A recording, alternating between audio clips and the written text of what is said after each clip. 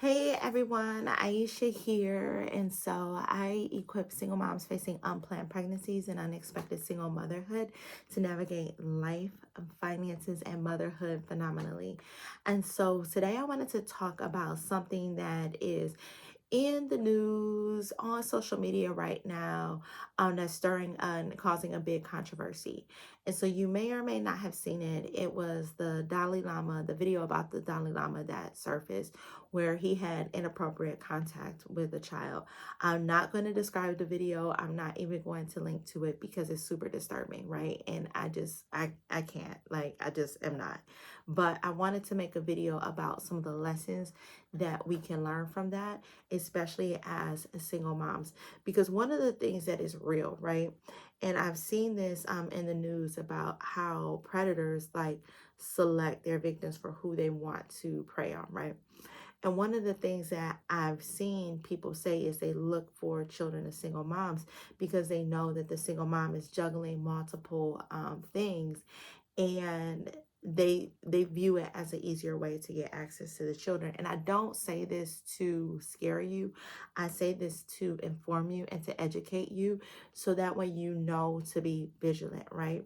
And so in my book, Navigating the Impossible, a survival guide for single moms from pregnancy through the first year of motherhood, I literally have a whole chapter um, regarding choosing childcare for your children and what you need to look through step by step by step, including the questions to ask, what to look for on a tour, and just how to even approach childcare for your children because that is going to be an important decision. Childcare allows you to work, right?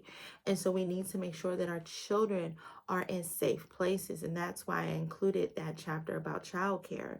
And so I took everything that I learned, even from working as a consultant to childcare companies, to be able to include that in a book to help you as a single mom to be able to make an educated decision about where to send your children to for childcare, right? And you can use this for anything, for babysitters, evaluating school, staying on top of school. It doesn't matter if you send your kids to public school. How do you still hold the school accountable for your time, for the time that your child is at school? How do you hold the teacher accountable? How do you do those things? How do you ensure that you're properly stewarding the life of your child, right?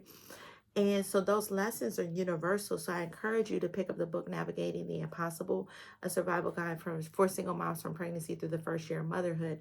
It's available on Amazon right now. And so I was thinking about the whole Dalai Lama incident, and that, like I said, that's the thing that inspired this video.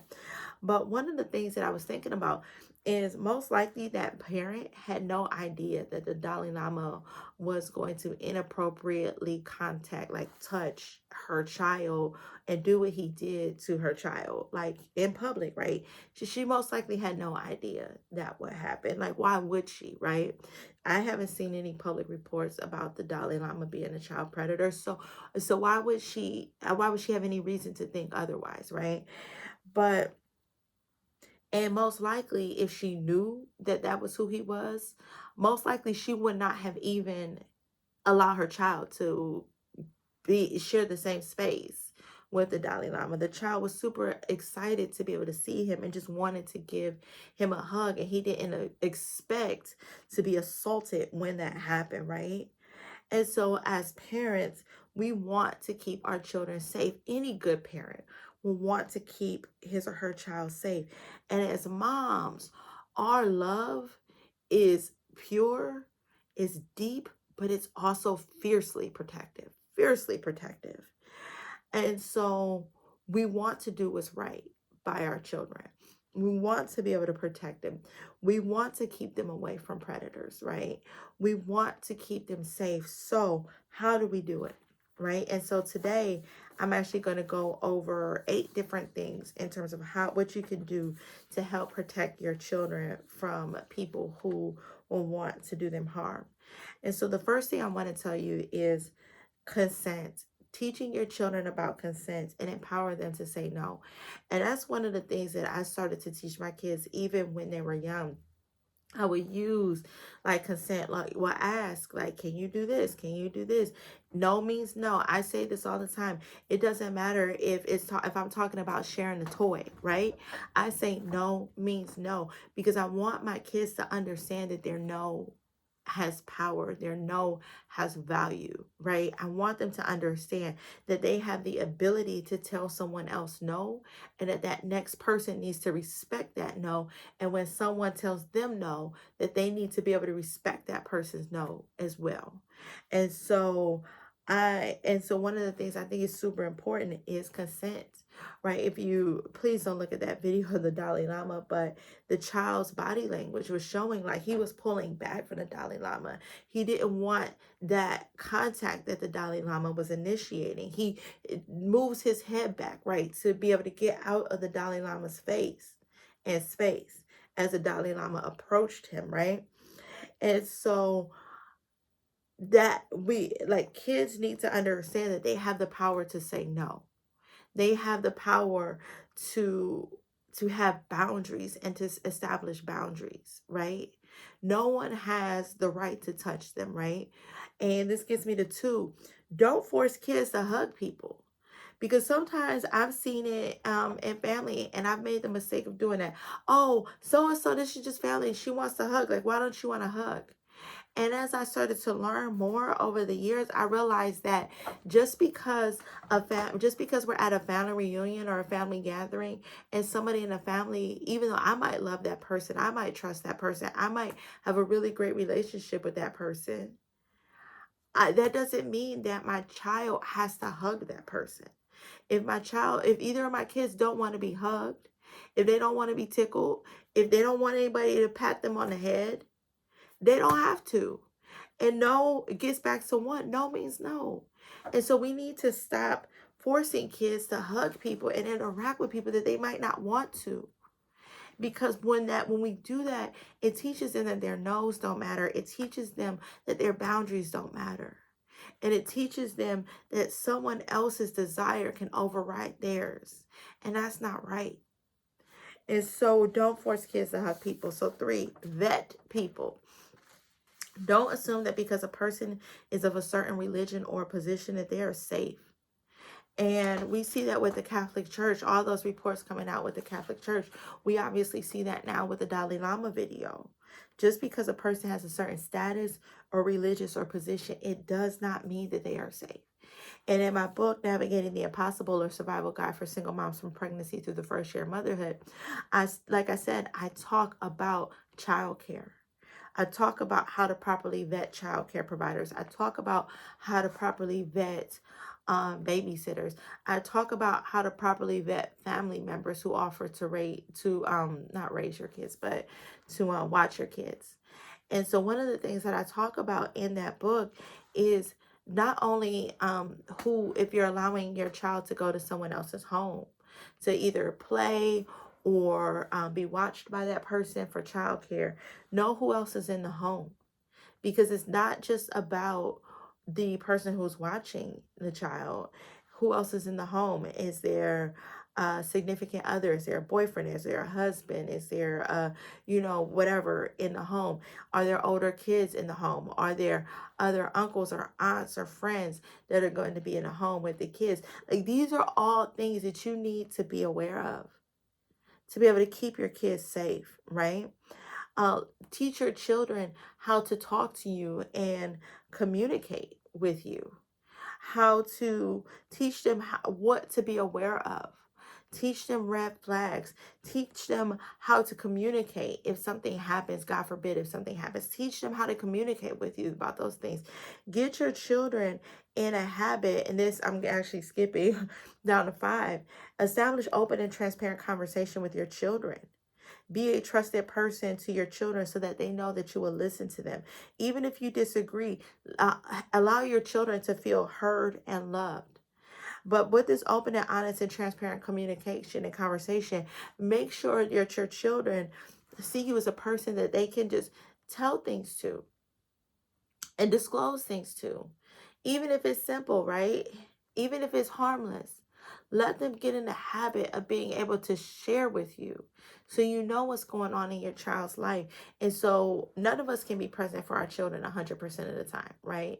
But we need to be able to allow our children to be able to tell us what's going on, good or bad. And I'm going to jump ahead soon, but I'm not going to get to the last one. I was about to say the last one, but I need to go back to 4. So I talked about vetting people in 3, in verse 4, and not verse 4, but number 4 is don't allow just anyone to watch your children. And I talk about that in the book, Navigating the Impossible. Free isn't always free. Let me say that again. Free isn't always free. And so sometimes it's single moms, we gotta work, right?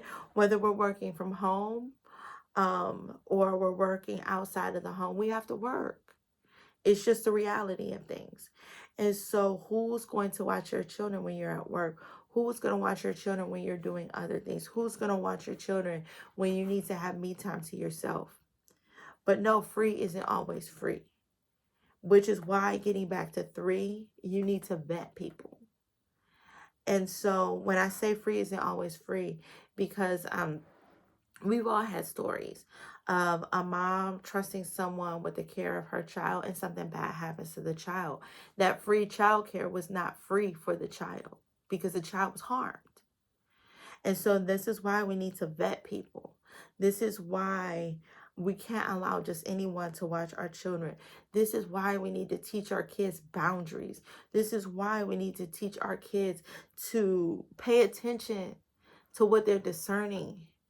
If they think something's off, teach our kids to be able to articulate that to us, and teach our kids how to trust that and remove themselves safely from that situation, right?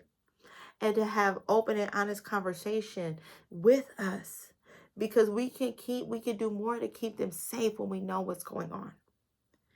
6, watch who your children are around. Know who their friends are. Know who your kids are hanging out with. Know who their friends are. Know who their friends' families are. Know what type of environment their friends are from. Know what type of values their friends have. And this also comes with establishing open and transparent conversations and being involved.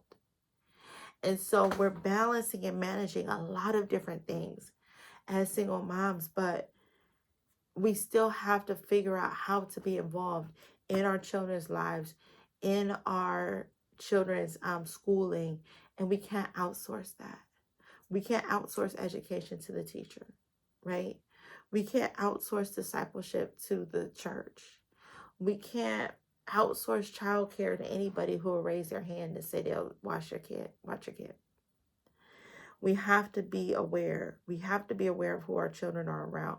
We have to know who their friends are. And number 7, be aware of what they're watching on TV and online. If they have phones, there's apps for that to be able to check their phone history. So know that, but also know, getting back to open and transparent conversation.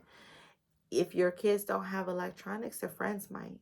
So teach them how to navigate those dynamics. And last but not least, but most important, pray. And that was what I was about to jump to super early before. Pray. And I say pray because we have to do all of this with prayer, right? Because we can't be paralyzed by fear. We can't be paralyzed by fear about what we see going on in the world. We can't see allow ourselves to see what happened with the Dalai Lama and think all religious people are bad or all people of influence are bad. We have to be able to use discernment, which comes through prayer and which comes through a relationship with Christ, to be able to allow us to move forward. We have to take all of our decisions in prayer. And so we don't parent in our own strength. God gave us our children, and it's kind of hard to imagine that God can love our children more than we do, but he does. He loves them infinitely more than we can ever possibly love them. And so we have to be able to trust God. We have to allow God to be able to drive us in everything that we do in motherhood. We have to communicate with him. We have to take our fears to him. We have to take our decisions to him. We have to take our questions to him. We have to take our whole parenting strategy to him and allow him to give us what we need. Allow him to direct us in the path in which we should go. Allow him to direct us to the trusted people that we can trust with our children. And so I say all of this to say is that there are a lot of people who want to influence her to have access to your child. You can see that on the news. You can see that with the laws. You can see that anywhere, right? Therefore, we have to be vigilant. But we also have to be prayerful, and we can't walk in a spirit of fear, because the Lord did not give us a spirit of fear, but of power and love and sound mind. We have power, we have love, and we also have soundness of mind. So sometimes one of the things I pray, I'm like, Lord, you gave me the power of love and sound mind, right? So increase my soundness of mind. Please increase my soundness of mind. Help me to walk in soundness of mind, right? We are to be a gatekeeper to protect our children and to keep them and to help them to stay safe and to teach them the ways of the Lord. But we can only do so much. Ultimately, we have to trust God with our children. He gave us our children. He chose us out of anybody in the world. He chose us to be their mom. And it's so amazing to me, because I was just like, wait a second. Lord, you chose me. I'm a single mom and you gave me twins. Like, really? Out of everybody you picked, you chose me. And out of everybody he picked, he chose you for your children. And so he didn't take you this far to leave you. If he gave you your, I was going to say, if he gave you your children, which he did, that means that he's already given you everything that you need to raise them in a way that is good and pleasing to the Lord. So seek him in prayer. Seek him through every stage of the journey. Seek him for the protection of your children. And there's so many prayers of protection throughout the Bible. I'm just trying to think of some right now. Psalm 91 is one that I pray regularly over my children. And one of the other things that I pray also is Luke 2:52. That scripture says, and Jesus grew in wisdom and stature among God and men. I fill in my kid's name for that. And so I encourage you to do the same, that they grow, that you pray that they grow, that your children grow in wisdom and stature and favor among God and man. Pray Psalm 9 over them, Psalm 91 over them, right? Pray that the angels of the Lord bear them up on their hands, so your child won't even strike their foot against a stone. They tread on the lion and the adder, and the young lion and the adder they trample underfoot. Pray, Lord, that that they are covered. What is it that they dwell? Oh my gosh, I can't believe. Okay, you know what? I don't have to remember it right now. I couldn't believe that I forgot about it, but the Bible is right here, so I'm just going to quote it directly to you, right? It says that he who dwells in the shelter of the Most High will abide in the shadow of the Almighty. So your child dwells in the shelter of the Most High, and your child abides in the shadow of the Almighty. And so verse 2 goes on to say, I will say to the Lord, my refuge and my fortress, my God, in whom I trust. So as a mom, God is your refuge and your fortress, and he is a God whom you trust, right? You can trust your children. He is a refuge for your children. He is a fortress for your children, and you can trust in him. And so I pray that this has helped you. This has encouraged you. I pray that these 8 tips, I probably threw in 9 because there's one that I said that I didn't mention, but that I didn't write down on this list.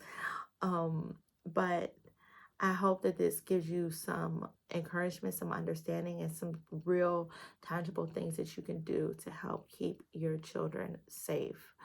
And remember, you're not walking this journey on your own. You have the Lord to guide you. And so stay connected to him. Take everything in prayer and trust that he will make a way. He will keep them safe. And yeah, make sure you grab a copy of the book, Navigating the Impossible, a survival guide for single moms from pregnancy through the first year of motherhood, as I detail out how to choose proper childcare, how to vet childcare, and how to make those decisions about childcare wisely, right, in wisdom. And so you can grab that book over on Amazon or head over to navigatingtheimpossiblebook.com. But yeah, it's definitely on Amazon for you to grab your copy. And the other thing is, make sure you like, subscribe to this channel at Aisha J. Taylor, as well as, share it with your friends and leave a comment to let me know how this has helped you. Have a good one. Bye.